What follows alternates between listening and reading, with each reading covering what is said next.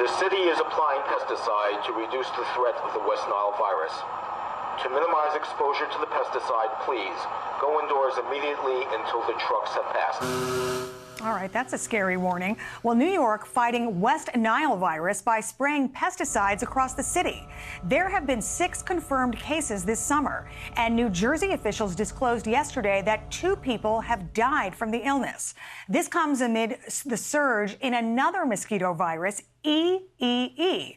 A New Hampshire resident died this week after testing positive for the disease. It's got much of New England on high alert. Let's bring in Dr. Amesh Adalja, senior scholar at the Johns Hopkins Center for Health Security. Dr. Adalja, thank you so much for joining us today.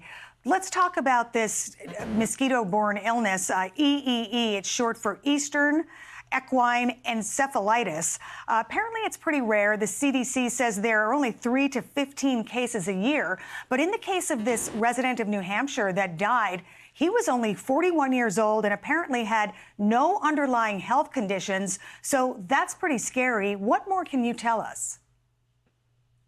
Well, EEE is unique in that if you become ill with it, you are very likely to have a severe case. This is very different than other infections, including West Nile, for example. EEE is something you don't want to get because it progresses to brain infection in a very high number of patients who are infected and develop symptoms. And if you do survive, you're left with disability. There is no vaccine for it. So anytime an area has EEE activity in mosquitoes, in humans, and horses, they will take pretty aggressive public health actions with mosquito spraying, with advisories to the general public, because they are trying to avoid these cases because they're no laughing matter. These are not minor infections. No, it sounds like it's very serious. In fact, I read 30% of people who contract this virus die. And as you mentioned, there isn't any treatment for it. So what should a person do if they feel they've been bitten by a mosquito and then are experiencing symptoms? What symptoms would they be experiencing that should cause concern? So the first types of symptoms that any of these mosquito-borne illnesses, like EEE, like West Nile, demonstrate are going to be overlapping with COVID, with flu. It's going to be fevers, chills, muscle aches and pains, and headache. But what's different is many of these, when they progress to the brain, are going to have confusion, seizures, people not behaving normally, light might be bothering their eyes. Those are really concerning symptoms. But anybody that has a fever that lives in one of those areas where there's activity with Eastern Equine Encephalitis, with West Nile, they should be talking to their doctors about these fevers that they're having and that they're in a mosquito-laden area where they might have been exposed to one of those viruses. Mm-hmm. And what would you say the difference is between EEE and West Nile virus? Because as I mentioned, 2 people died from West Nile virus recently. I mean, would the symptoms be the same? And what should someone do if they're experiencing some reaction from a mosquito bite? The symptoms are overlapping. West Nile, however, is something that is everywhere in the United States. The lower 48 states all have West Nile. EEE is something that's restricted to New England, to some of the Gulf Coast states. It's not something that you see everywhere. West Nile, the minority of people get ill with it.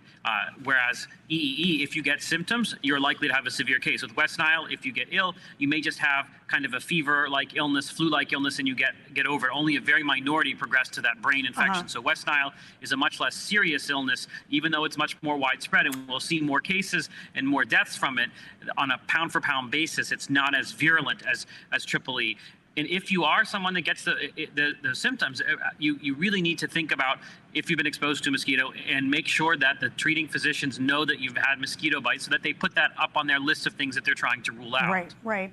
And of course, we know that from the news, Dr. Anthony Fauci recently came down with West Nile virus. And I know he was at home, he said, for a week, and he said it was absolutely the worst situation he's ever been in terms of health. He said he had never been sicker in his life. And remember, he had COVID several times, so that just gives you an idea of how serious it is. I want to put up on the screen very quickly some preventative measures.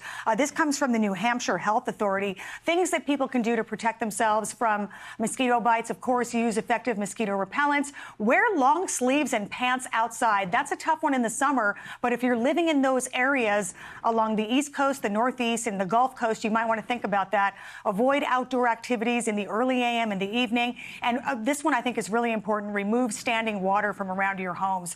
Just quickly, about 15 seconds left. Is there anything else that you'd like to add to that list? Mosquitoes are the most dangerous animal on this planet, and we really have to be aggressive and proactive with dealing with mosquito-borne illnesses like Triple E, like West Nile, like dengue, like Zika, like chikungunya. I think it's really important to remember that you have to be proactive, or these things will come back and creep up, and we need to make sure that vector control is sufficient in localities all around the country. Wow, the most dangerous animals on the planet. I'll take note of that. Dr. Amesh Adalja, thank you very much for your time today and joining us. I really appreciate it. Thanks.